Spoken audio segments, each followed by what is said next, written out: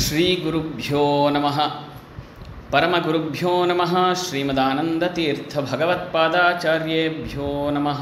ಹರಿ ಓಂ. ಶ್ರೀ ವೇದಾಂತ ಮಹಾಚಲಂ ಹಿ ಪರಿತಃ ಸಂಯೋಜ್ಯ ಸೂತ್ರಾಹಿಪಂ ಸದ್ವಾತಾಗಮ ಪೋಷಿತಾತ್ಮಹೃದಯಂ ತತ್ಪೂರ್ವಪಕ್ಷಾಸುರೈಃ ಸಿದ್ಧಾಂತೋಕ್ತಿ ಸುರೇಶ್ವರೈಶ್ಚ ಮಥಿತೋ ಯಃ ಕೃಷ್ಣದುಗ್ಧಾಂಬುಧಿಃ ಸ್ವೀಯಾನಾಮೃತಂ ಪ್ರಯಚ್ಛತಿ ಸಮಾಂ ಪಾಯಾತ್ ಗುಣೋದ್ಯನ್ಮಣಿಃ. ಸತ್ಸಂಘಮಾನಸ ಸರೋವರ ಮಧ್ಯವರ್ತಿ ಕೃಷ್ಣಾಂಘ್ರಿಚಾರುಕಮಲಾರ್ಪಿತಚಾರು ಚಿತ್ತವೃತ್ತಿಃ ಶಾಸ್ತ್ರಾತಿಮಂಜುಪದರಂಜಿತ ರಮ್ಯಸಂಸತ್ ಆಸ್ಮಾಕ ಹೃತ್ಸರಸಿಜೇಸ್ತು ಸಮಧ್ವಹಂಸಃ ತಪೋ ವಿದ್ಯಾ ವಿರಕ್ತ್ಯಾದಿ ಸದ್ಗುಣೌಘಾಕರಾನಹಂ ವಾದಿರಾಜಗುರೂನ್ ವಂದೇ ಹಯಗ್ರೀವದಯಾಶ್ರಯಾನ್. ಪೂಜ್ಯಾಯ ರಾಘವೇಂದ್ರಾಯ ಸತ್ಯಧರ್ಮರತಾಯ ಚ ಭಜತಾಂ ಕಲ್ಪವೃಕ್ಷಾಯ ನಮತಾಂ ಕಾಮಧೇನವೇ. ತಪಸ್ವಾಧ್ಯಾಯ ಶುಶ್ರೂಷಾ ಕೃಷ್ಣಪೂಜಾರತಂ ಮುನಿಂ ವಿಶ್ವೇಶಮಿಷ್ಟದಂ ವಂದೇ ಪರಿವ್ರಾಟ್ ಚಕ್ರವರ್ತಿನಂ. ಶ್ರೀ ಶ್ರೀ ವಿಶ್ವೇಶತೀರ್ಥಗುರುಭ್ಯೋ ನಮಃ.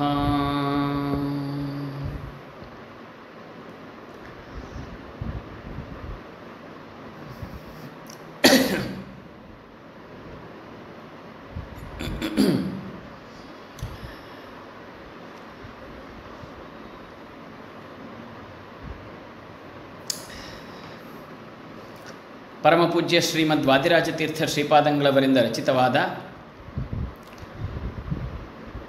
ಶ್ರೀಮದ್ ರುಕ್ಮಿಣೀಶ ವಿಜಯ ಮಹಾಕಾವ್ಯದ 13 ಸರ್ಗಗಳ ಯಥಾಮತಿ ಚಿಂತನೆಯನ್ನು ಈವರೆಗೂ ನಡೆಸಿದ್ದೇವೆ. 14ನೆಯ ಸರ್ಗ ಈ ರೀತಿಯಾಗಿದೆ. ಈ ಸರ್ಗದಲ್ಲಿ ಒಟ್ಟು 70 ಶ್ಲೋಕಗಳು ಇವೆ. ಇಲ್ಲಿ ಬರುವಂತಹ ವಿಷಯಗಳು ಏನು ಅಂದರೆ, ಕೃಷ್ಣ ಪರಮಾತ್ಮನ ಸಾರಥ್ಯದಲ್ಲಿ ಹೇಗೆ ಜರಾಸಂಧ ಪರಾಭವಗೊಳ್ತಾನೆ,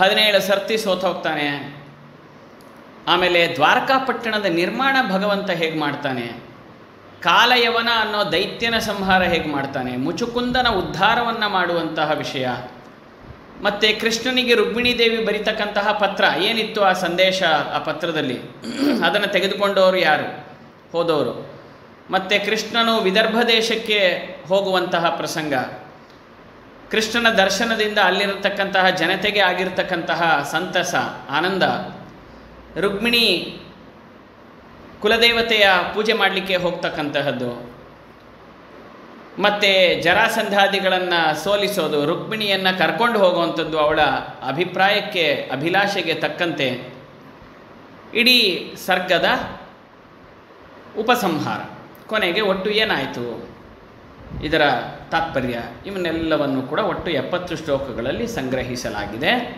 ಈ 14ನೇ ಸರ್ಗದಲ್ಲಿ. ಅದರ ಪ್ರಾರಂಭ ಈ ರೀತಿಯಾಗಿದೆ. ಛತ್ರಂ ಧ್ವಜಂ ಚಾಮರ ಚರ್ಮವರ್ಮ ಹಸ್ತ್ಯಶ್ವಪತ್ಯಾದಿ ಸಮಸ್ತವಿತ್ತಂ ಕೃತ್ವಾ ಸಖಂಡಂ ಯುಧಿ ಕೃಷ್ಣಭೃತ್ಯಾಹ ಚಕ್ರುರ್ ಹ್ಯಖಂಡಾರ್ಥಮವಿದ್ಯಮಾನಂ. ತುಂಬ ಚೆನ್ನಾಗಿದೆ. ಇಲ್ಲೊಂದು ಅಲಂಕಾರ ಶಾಸ್ತ್ರದಲ್ಲಿ ಇದಕ್ಕೆ ಒಂದು, ಅಂದರೆ ಈ ನಾವು ಫಿಗರ್ಸ್ ಆಫ್ ಸ್ಪೀಚ್ ಅಂತ ಇಂಗ್ಲೀಷಲ್ಲಿ ಹೇಳ್ತೀವಲ್ಲ, ಅಲಂಕಾರಗಳು, ಉಪಮಾಲಂಕಾರ ಆ ಥರ ಇದ್ದ ಹಾಗೆ ವಿರೋಧಾಭಾಸ ಅಲಂಕಾರ ಅಂತ.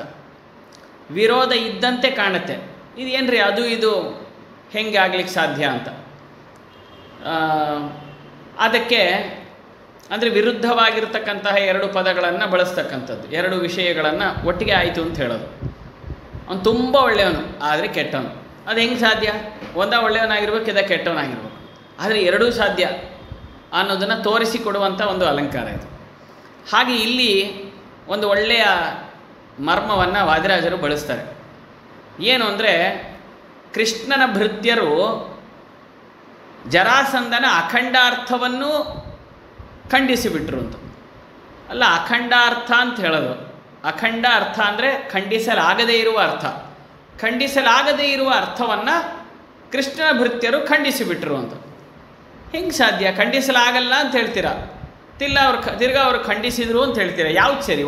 ಆ ಅರ್ಥ ಖಂಡಿಸಲಾಗದೇ ಇರೋವಂಥದ್ದು, ಇಲ್ಲ ಖಂಡಿಸ್ಲಿಕ್ಕೆ ಆಗತ್ತೆ ಆದ್ದರಿಂದ ಇವರು ಖಂಡಿಸಿದರು ಅಂತ.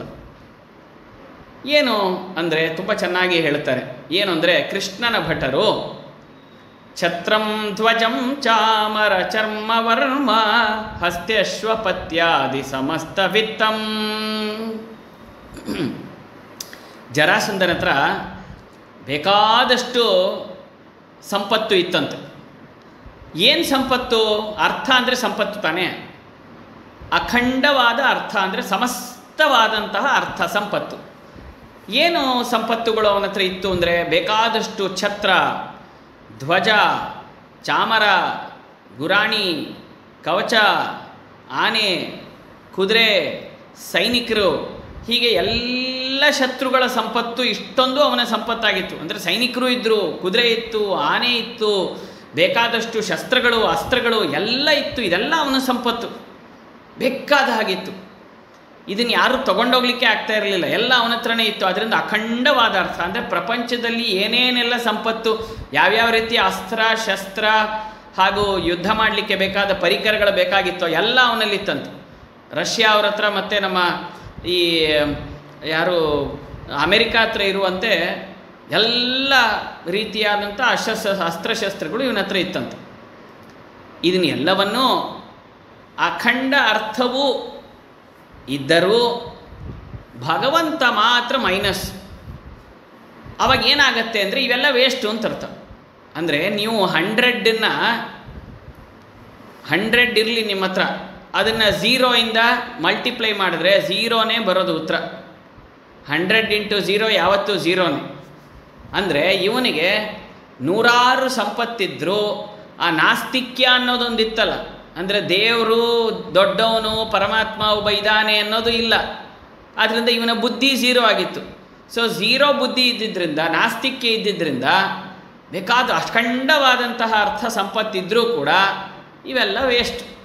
ಸೊ ಆದ್ದರಿಂದ anything multiplied by 0 is always 0, results in 0. ಆದ್ದರಿಂದ ಈ ಜರಾಸಂಧನ ಸಂಪತ್ತು ಅಖಂಡವಾಗಿ ಇದ್ದರೂ, ಅಂದರೆ ಖಂಡಿಸಲಿಕ್ಕೆ ಸಾಧ್ಯ ಇಲ್ಲ, ಬೇಕಾದಷ್ಟು ತುಂಬಿಕೊಂಡಿತ್ತು ಅಂತ ಎಲ್ಲ ಇದ್ದರೂ ಭಗವದ್ಭಕ್ತಿ ಇಲ್ಲ, ಸಜ್ಜನರಲ್ಲಿ ಪ್ರೀತಿ ಇಲ್ಲ.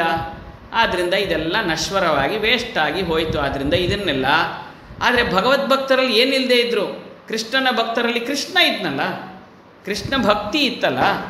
ಆದ್ದರಿಂದ ಕೃಷ್ಣ ಭಕ್ತಿ ಒಂದು ಇದ್ದಿದ್ದರಿಂದ ಅದು 1 ಇದ್ದಂಗೆ. ಕೃಷ್ಣ ಭಕ್ತಿ 1 ಇದ್ದರೆ ನಿಮ್ಮಲ್ಲಿರುವಂಥ ಎಷ್ಟೇ ಇದ್ದರೂ ಮಲ್ಟಿಪ್ಲೈಡ್ ಬೈ 1 ಅದು ಅಷ್ಟೇ ಉಳ್ಕೊಳ್ಳುತ್ತೆ. ಆದ್ದರಿಂದ ಅವನಲ್ಲಿರೋ ಎಲ್ಲ ಸಂಪತ್ತಿಗೂ ಇವರಲ್ಲಿ ಒಂದೇ ಒಂದು ಕೃಷ್ಣ ಭಕ್ತಿ ಆನ್ಸರ್ ಆಯಿತು. ಆದ್ದರಿಂದ ಇದೆಲ್ಲ ಮಲ್ಟಿಪಲ್ ಆಗೋಯ್ತು ಅವ್ರಿಗೆ, ಮಲ್ಟಿಪಲ್ ಟೈಮ್ಸ್. ಆದ್ದರಿಂದ ಅಖಂಡವಾದ ಅರ್ಥವನ್ನು ಇವರು ಖಂಡಿಸಿಬಿಟ್ರು ಅಂತ. ಯಾಕಂದರೆ ಇವರಲ್ಲಿ ಒಂದಿತ್ತು ಕೃಷ್ಣ ಭಕ್ತಿ, ಅವನಲ್ಲಿ ಅದು ಒಂದಿರಲಿಲ್ಲ. ಸೊ ಒಂದಿಲ್ಲದೆ ಇರೋದ್ರಿಂದ ಎಲ್ಲ ಹೋಯಿತು, ಇವರಲ್ಲಿ ಒಂದೇ ಒಂದಿದ್ದರಿಂದ ಎಲ್ಲ ಬಂತು ಅಂತ. ಆದ್ದರಿಂದ ಅಖಂಡವಾದ ಅರ್ಥವನ್ನು ಇವರು ಖಂಡಿಸಿಬಿಟ್ರು ಅಂದರೆ ಅದನ್ನೆಲ್ಲ ವೇಸ್ಟ್ ಮಾಡಿಬಿಟ್ರು, ಅದು ಯೂಸ್ಲೆಸ್ ಅಂತ ಮಾಡಿಬಿಟ್ರು ಅಂತ. ಚಕ್ರುರ್ಹ್ಯಖಂಡಾರ್ಥಂ ಅವಿದ್ಯಮಾನಂ. ಅದರಿಂದ ಅಖಂಡವಾದ ಅರ್ಥ ಅನ್ನೋದೇ ಸುಳ್ಳು ರೀ. ಜರಾಸಂಧ ಹಂಗೆ ಅಂದ್ಕೊಂಡಿದ್ದ ಅಷ್ಟೇ, ಇಡೀ ಜಗತ್ತಿನಲ್ಲಿ ನನ್ನ ಅರ್ಥವನ್ನು, ನನ್ನ ಸಂಪತ್ತನ್ನು ಅಖಂಡ ಪೂರ್ಣವಾಗಿದೆ, ಇದನ್ನು ಯಾರು ಖಂಡಿಸ್ಲಿಕ್ಕೆ ಸಾಧ್ಯ ಇಲ್ಲ ಅಂತ ಅಂದ್ಕೊಂಡಿದ್ದ. ಅದೇ ಸುಳ್ಳು ಅಂತಾರೆ. ಭಗವಂತನ ಹತ್ರ ಮಾತ್ರ ಸಮಸ್ತ ಅರ್ಥ ಇರೋದು ಹೊರತಾಗಿ ಯಾರ ಹತ್ರನೂ ಅಖಂಡವಾದ ಅರ್ಥ ಇರಲಿಕ್ಕೆ ಸಾಧ್ಯವೇ ಇಲ್ಲ, ಇಂಪಾಸಿಬಲ್ ಅನ್ನೋದನ್ನು ತಿಳಿಸ್ಲಿಕ್ಕೇನೆ ಅಖಂಡವಾದ ಅರ್ಥ ಇದೆ ಅಂತ ಮೆರಿತಾ ಇದ್ದಂಥ ಜರಾಸಂಧನನ್ನು ಕೃಷ್ಣನ ಭಕ್ತರು, ಕೃಷ್ಣನೇ ಬರಲಿಲ್ಲ, ಅವನ ಭಕ್ತರೇ ಅದನ್ನೆಲ್ಲ ಹೊಡೆದು ಬಿಸಾಕಿ ಅದಷ್ಟನ್ನು ನಾಶ ಮಾಡಿಬಿಟ್ರು. ಅದರಿಂದ ಕೃಷ್ಣನ ಸೈನಿಕರು ಆ ಜರಾಸಂಧನ ಸಮಸ್ತ ಸಂಪತ್ತನ್ನು ನಾಶ ಮಾಡಿಬಿಟ್ರು ಅಂತ ಹೇಳ್ತಾರೆ. ಅದರಿಂದ ಅವರ ಸೈನ್ಯವನ್ನೆಲ್ಲ ಖಂಡಿಸೋದ್ರ ಮೂಲಕ ಏನು ಮಾಡಿದ್ರು ಅಂದರೆ, ವಾದಿರಾಜರು ಹೇಳ್ತಾರೆ, ಈ ಮಾಯಾವಾದಿಗಳಲ್ಲೂ ಹಾಗೇನೆ ಅಖಂಡ ಅರ್ಥ ಅಂತ ಒಂದಿದೆ. ಅಖಂಡ ಅರ್ಥ ಅಂತ ಒಂದು ಪರಿಕಲ್ಪನೆ ಇದೆ. ಎಲ್ಲವೂ ಒಂದೇ, ನಾವೇ ಎಲ್ಲರೂ ದೇವರಾಗ್ಬಿಡ್ತೀವಿ, ಅಖಂಡವಾದದ್ದು ಒಂದೇ ಒಂದು ಪದಾರ್ಥ ಅಂತ ಏನು ಹೇಳ್ತಾರಲ್ಲ ಅದನ್ನು ಖಂಡಿಸಿದರು ಅಂತ. ಅಂದರೆ ಕೃಷ್ಣನ ಭಕ್ತರು, ಭಗವದ್ಭಕ್ತರು ನಾವೆಲ್ಲರೂ ಕೂಡ ಬೇರೆ, ನಾವು ಪರಮಾತ್ಮ, ನಾವು ಒಂದೇ ಅಲ್ಲ ಅವನ ಅನುಗ್ರಹದಿಂದ ಇರುವವರು ಅನ್ನೋದನ್ನು ಸಿದ್ಧಪಡಿಸಿದರು ಅಂತ. ಭಗವಂತನ ಅನುಗ್ರಹ ಇರುವವರು ಯಾರೋ ಅವರು ಯಾರನ್ನೂ ಎಂಥ ಶತ್ರುಗಳೇ ಬರಲಿ, ಎಂಥ ಪರಾಕ್ರಮಿಗಳೇ ಬರಲಿ, ಅವರನ್ನು ಸೋಲಿಸಬಲ್ಲರು ಅನ್ನೋದನ್ನು ಕೃಷ್ಣನ ಭಕ್ತರು ಭೃತ್ಯರು ತೋರಿಸ್ಕೊಟ್ರು ಅಂತ ಹೇಳ್ತಾ ಇದ್ದಾರೆ. ಮತ್ತು ಈ ಜರಾಸಂಧ ಯಾರು ಗೊತ್ತಾ? ಈ ವಿಪ್ರಚಿತ್ತಿ ಅನ್ನೋ ಒಬ್ಬ ದೈತ್ಯ ಅಸುರ, ಅವನ ಅವತಾರ ಈ ಜರಾಸಂಧ. ಈ ವಿಪ್ರಚಿತ್ತಿ ಯಾವಾಗಲೂ ಯಾವುದಕ್ಕೆ ಗೊತ್ತಾ? ಶಾಸ್ತ್ರದ ಪ್ರಕಾರ ಮಿಥ್ಯಾಜ್ಞಾನಕ್ಕೆ ಅಭಿಮಾನಿ. ಮಿಥ್ಯಾಜ್ಞಾನಕ್ಕೆ ಇವನು ಅಭಿಮಾನಿ, ಅಂದರೆ ತಪ್ಪಾದ ಪರಿಕಲ್ಪನೆಗೆ ಅವನೇ ಅಭಿಮಾನಿ ಅಂತೆ. ಈಗ ಒಂದೊಂದಕ್ಕೆ ದೇವತೆಗಳು ನಮಗೆ ಕಣ್ಣುಗಳಿಗೆ ಸೂರ್ಯಚಂದ್ರರು ಅಭಿಮಾನಿ, ಹಾಗೆ ಶ್ರೋತ್ರಕ್ಕೊಬ್ಬರು ಅಭಿಮಾನಿ, ನಾಲಿಗೆಗೊಬ್ಬರು ಅಭಿಮಾನಿ ಅಂತೆಲ್ಲ ಹೇಳಲ್ವಾ? ಹಾಗೆ ನಮ್ಮ ಮಿಥ್ಯಾಜ್ಞಾನ ಸುಳ್ಳು ಜ್ಞಾನಕ್ಕೆ ಅಭಿಮಾನಿ ಯಾರು ಅಂತ ಹೇಳಿದ್ರೆ ಈ ವಿಪ್ರಚಿತ್ತಿ ಅನ್ನೋನು. ಈ ವಿಪ್ರಚಿತ್ತಿ ಅವತಾರನೇ ಇವನು, ಅಂದರೆ ಸುಳ್ಳಾದ ಜ್ಞಾನ. ಇವನು ಜರಾಸಂಧ ಹೆಸರು ತಕ್ಕಂತೆ ಬರೀ ಸುಳ್ಳು, ಎಲ್ಲ ನಂದೇ, ಎಲ್ಲ ನನ್ನ ಹತ್ರನೇ ಇದೆ, ಯಾವಾಗಲೂ ಇರುತ್ತೆ, ಇದು ನನಗೆ ಇರುತ್ತೆ ಅಂತ ಅಂದ್ಕೊಂಡು ಸುಳ್ಳು ಹೇಳ್ಕೊಂಡು ಓಡಾಡ್ಕೊಂಡಿದ್ದ. ಆದ್ದರಿಂದ ಆ ಸುಳ್ಳು ಮಿಥ್ಯೆಯ ಜ್ಞಾನ ಇತ್ತಲ್ಲ, ಅದನ್ನು ಖಂಡನೆ ಮಾಡಿಬಿಟ್ರು. ಅವನ ಸಂಪತ್ತನ್ನು ನಾಶೋಧ ಮಾಡೋದ್ರ ಮೂಲಕ ಅನ್ನೋ ಮರ್ಮವನ್ನು ನಾವು ತಿಳ್ಕೊಳ್ಬೇಕು, ವಾದಿರಾಜರು ಹೇಳೋದು. ಅದರಿಂದ ಒಬ್ಬ ವ್ಯಕ್ತಿಯನ್ನು ಸಂಹಾರ ಮಾಡಿದ್ದು ಅಂದರೆ ವ್ಯಕ್ತಿಯ ಗುರುತನ್ನೇ ಸಂಹಾರ ಮಾಡಿದ್ರು ಅಂತ, ಅವನಿಗಿರೋ ಐಡೆಂಟಿಟಿನ ನಾಶ ಮಾಡಿದ್ರು ಅಂತ. ಅವನ ಐಡೆಂಟಿಟಿ ಏನೋ ಮಿಥ್ಯಾಜ್ಞಾನ. ಆದ್ದರಿಂದ ಜರಾಸಂಧ ಅನ್ನೋ ಒಬ್ಬ ವಿಪ್ರಚಿತ್ತಿ ಅನ್ನೋ ಅಸುರನ ಅವತಾರವಾಗಿರ್ತಕ್ಕಂಥ ವ್ಯಕ್ತಿಯನ್ನು ಸಂಹಾರ ಮಾಡೋದ್ರ ಮೂಲಕ ಮಿಥ್ಯಾಜ್ಞಾನಕ್ಕೆ ಅಭಿಮಾನಿಯಾಗಿರ್ತಕ್ಕಂಥ ಅಸುರನನ್ನೇ ಸಂಹಾರ ಮಾಡಿದ್ರು. ದೇರ್ಫೋರ್ ಮಿಥ್ಯಾಜ್ಞಾನ ಅನ್ನೋದು ಸುಳ್ಳು, ಮಿಥ್ಯಾಜ್ಞಾನ ಅನ್ನೋದನ್ನು ನಂಬಬೇಡ್ರಿ, ಅದನ್ನು ನಂಬಿಕೊಂಡು ಹೋದವರೆಲ್ಲರೂ ಸಾಯ್ತಾರೆ ಅಂತ. ಸುಳ್ಳಾಗಿರೋವಂಥದ್ದು ನಾನೇ ದೇವರು, ದೇವರೇ ನಾನು ಆಗ್ಬಿಡ್ತೀನಿ, ಅವನ ಪೊಸಿಷನ್ ನಾನೇ ತೊಗೊಂಡ್ಬಿಡ್ತೀನಿ ಮುಂದೆ ಅಂತೆಲ್ಲ ಹೇಳ್ಕೊಂಡು ಓಡಾಡೋರು ಇರೋ ಪೊಸಿಷನ್ನು ಕಳ್ಕೊಳ್ತಾರೆ. ಅದರಿಂದ one should never have that ಮಿಥ್ಯಾಜ್ಞಾನ, ಅಂದರೆ ಓವರ್ ಆಗಿ ನನ್ನನ್ನು ನಾನು ತೋರಿಸ್ಕೊಳ್ಳೋದು, ನಾನು ಸರ್ವಶ್ರೇಷ್ಠ ಸುಪ್ರೀಮ್ ಅನ್ನೋ ಭಾವನೆಯನ್ನು ಯಾವತ್ತೂ ಬಿಡಬೇಕು. ಭಗವಂತನ ದಾಸರು ಆಳುಗಳು ನಾವು ಅನ್ನೋ ಭಾವನೆ ನಮ್ಮಲ್ಲಿರಬೇಕು, ಆವಾಗ ನಾವು ಉದ್ಧಾರವಾಗ್ತೀವಿ ಅಂತ ಇಲ್ಲಿ ಕೃಷ್ಣನ ಭೃತ್ಯರು ಜರಾಸಂಧನನ್ನು ಹೊಡೆದಾಕೋದ್ರ ಮೂಲಕ, ಅವನನ್ನು ಸೋಲಿಸೋ ಮೂಲಕ ಅವನ ಮಿಥ್ಯಾಜ್ಞಾನವನ್ನೇ ಸೋಲಿಸಿಬಿಟ್ರು ಅನ್ನೋದನ್ನು ವಾದಿರಾಜರು ಹೇಳ್ತಾರೆ. ಇದು ಒಂದು ಶ್ಲೋಕ, ಮೊದಲನೇ ಶ್ಲೋಕದಲ್ಲಿ. ಹಾಗಾದ್ರೆ ಇಲ್ಲಿ ಛತ್ರಂ ಧ್ವಜಂ ಚಾಮರ ಚರ್ಮ ವರ್ಮ ಹಸ್ತ್ಯಶ್ವಪತ್ಯಾದಿ ಸಮಸ್ತವಿತ್ತಂ ಕೃತ್ವಾ ಸಖಂಡಂ ಯುಧಿ ಕೃಷ್ಣ ಭೃತ್ಯಾಹ ಚಕ್ರುರ್ಹ್ಯಖಂಡಾರ್ಥಂ ಅವಿದ್ಯಮಾನಂ ಅಂಥೇಳಿ ಮುಂದೆ ಇನ್ನೊಂದು ವಿಚಾರವನ್ನು ಹೇಳ್ತಾರೆ. ಈ ಅವಿದ್ಯೆ ಅನ್ನೋದೇನು ಗೊತ್ತಾ? ಇದು ಅಭಾವ ಇಲ್ಲ, ಯಾವತ್ತು ಅಭಾವ ಸ್ವರೂಪ. ಅವಿದ್ಯೆ ಅನ್ನೋದು ಅಭಾವದ ಸ್ವರೂಪ. ಏನು ಅದರ ಅರ್ಥ ಏನು ಅಂದರೆ, ಇದು ನಮ್ಮ ಶಾಸ್ತ್ರಗಳಲ್ಲಿ ಸುಧಾ, ಪರಿಮಳ, ಚಂದ್ರಿಕಾ ಈ ಗ್ರಂಥಗಳಲ್ಲಿ ಬ್ರಹ್ಮಸೂತ್ರ ಭಾಷ್ಯದಲ್ಲೆಲ್ಲ ಬರುವಂಥ ವಿಚಾರ. ಅದನ್ನು ಸಾಮಾನ್ಯ ಜನರಿಗೂ ಕೂಡ ಅರ್ಥವಾಗುವ ರೀತಿಯಲ್ಲಿ ಶಾಸ್ತ್ರಜ್ಞಾನವೂ ಬರೋ ಹಾಗೆ ವಾದಿರಾಜರು ಈ ಕಥೆಗಳನ್ನು ಎಕ್ಸಾಂಪಲ್ ಆಗಿ ತೊಗೊಂಡು ಅದ್ರ ಮಧ್ಯೆ ಶಾಸ್ತ್ರದ ವಿಚಾರವನ್ನು ತಿಳಿಸ್ತಾ ಹೋಗ್ತಾರೆ. ಏನು? ಸಂಗ್ರಾಮ ಕೌಶಲ್ಯಚಿದುಜ್ಜಿತಾನಾಂ ಭಂಗಂ ಸಮಾಲಿಂಗ್ಯ ಸುಮೂರ್ಛಿತಾನಾಂ ಸಿದ್ಧಾಮ ವಿದ್ಯಾಂ ವಿದಧುರ್ವಿಪಕ್ಷೆ ವಿಜ್ಞಪ್ತ್ಯ ಭಾವಾಕೃತಿಮೇವ ಯುದ್ಧೇ. ಈ ಯಾಕೆ ಇವನ ಕಡೆ ಜರಾಸಂಧನ ಕಡೆ ಅವ್ರು ಸೋತ್ರಪ್ಪ? ಅವರಲ್ಲೂ ಬೇಕಾದಷ್ಟು ಸಾಮರ್ಥ್ಯ ಇತ್ತಲ್ಲ, ಅಷ್ಟೊಂದು ಯುದ್ಧಗಳು ಮಾಡಿದ್ರಲ್ಲ, ಒಳ್ಳೆ ಟ್ರೈನಿಂಗ್ ಪಡ್ಕೊಂಡಿದ್ರಲ್ಲ ಅನ್ನೋ ಪ್ರಶ್ನೆ ಬಂದರೆ ಅದಕ್ಕೆ ವಾದಿರಾಜರು ಹೇಳ್ತಾರೆ, ಸಂಗ್ರಾಮ ಕೌಶಲ್ಯಚಿತ್ ಉಜ್ಜಿತಾನಾಂ. ಸಮರದಲ್ಲಿ, ಯುದ್ಧದಲ್ಲಿ ಕೌಶಲ ಇತ್ತಲ್ಲ, ಆ ಕೌಶಲ ಅವ್ರಿಗೆ ಗೊತ್ತಿರಲಿಲ್ಲ. ನೀವು ಎಷ್ಟು ಓದಿದ್ರು, ಎಷ್ಟೇ ಒಂದು ಇನ್ಫಾರ್ಮೇಷನ್ ನಿಮ್ಮಲ್ಲಿದ್ದರೂ ಆ ಇನ್ಫಾರ್ಮೇಷನ್ನ ಆ ಕೊಟ್ಟಿರೋ ಸಮಯದಲ್ಲಿ, ಕೊಟ್ಟಿರೋ ಸಂದರ್ಭದಲ್ಲಿ ಎಷ್ಟು ಬೇಕೋ ಅಷ್ಟು ಬರಿಬೇಕು ಅನ್ನೋ ಸ್ಕಿಲ್ ಇಲ್ಲದೆ ಇದ್ರೆ ಏನು ಪ್ರಯೋಜನ? ಅಂದರೆ ಇನ್ಫಾರ್ಮೇಷನ್ನು, ನಾಲೆಡ್ಜು ಇದ್ದು ಸ್ಕಿಲ್ ಇಲ್ಲದೆ ಇದ್ದರೆ ಅದು ವೇಸ್ಟ್. ಸೊ ಜರಾಸಂಧನ ಸೈನಿಕರಿಗೆ ಬೇಕಾದಷ್ಟು ಇನ್ಫಾರ್ಮೇಷನ್, ನಾಲೆಡ್ಜು, ಪ್ರಾಕ್ಟೀಸ್ ಇದ್ದರೂ ಸ್ಕಿಲ್ ಇರಲಿಲ್ಲ. ಎಕ್ಸಾಮಿನೇಷನ್ನಲ್ಲಿ ಹೇಗೆ ನಾವು ಅದನ್ನು ಬಳಸಬೇಕು ಅನ್ನೋ ಸ್ಕಿಲ್ ಇಲ್ಲದೆ ಇದ್ದರೆ ಒಂದೇ ಆನ್ಸರ್ಗೆ ನೀವು 15 ಪೇಜ್ ಬರಿತಾನೇ ಕೂತಿದ್ರೆ 20 ಮಾರ್ಕ್ಸ್ಗೆ ಟೈಮೇ ಆಗೋಗುತ್ತೆ, ಇನ್ನು 80 ಮಾರ್ಕ್ಸ್ ಬರೆಯೋಕ್ಕಾಗಲ್ಲ, ಫೇಲ್ ಆಗಿ ಬರ್ತೀರ. ಸೊ ಅದೇ ಆಗಿದ್ದು ಜರಾಸಂಧನ ಆ ಶಿಷ್ಯರು, ಆ ಸೈನಿಕರ ವಿಷಯದಲ್ಲಿ ಅಂತಾರೆ. ಏನದು ಅಂದರೆ ಸಮರ ಕೌಶಲ ಅವರಲ್ಲಿ ಇರಲಿಲ್ಲ. ಸಂಗ್ರಾಮ ಕೌಶಲ್ಯಚಿತ್ ಉಜ್ಜಿತಾನ ಇರಲಿಲ್ಲ ಅವರಲ್ಲಿ. ಸಮರ ಕೌಶಲದ ಅರಿವು ಅವರಿಗಿರಲಿಲ್ಲ. ಅಷ್ಟೇ ಅಲ್ಲ, ಹಾಗಾಗಿ ಏಟು ತಿನ್ಕೊಂಡು ಬಂದರು. ಭಂಗಂ ಸಮಾಲಿಂಗ್ಯ ಸುಮೂರ್ಛಿತಾನಾಂ, ಚೆನ್ನಾಗಿ ಏಟು ತಿಂದು ಬಿದ್ದರು. ಹೆಂಗೆ ಎದುರಿಸ್ಬೇಕು ಅಂತ ಅವ್ರಿಗೆ ಗೊತ್ತಿಲ್ಲದೆ ಭಂಗಂ ಸಮಾಲಿಂಗ್ಯ ಸುಮೂರ್ಛಿತಾನಾಂ, ಏಟು ತಿಂದು ಅಲ್ಲೇ ಎಲ್ಲರೂ ಅನ್ಕಾನ್ಷಿಯಸ್ ಆಗಿ ಬಿದ್ದೋದ್ರಂತೆ.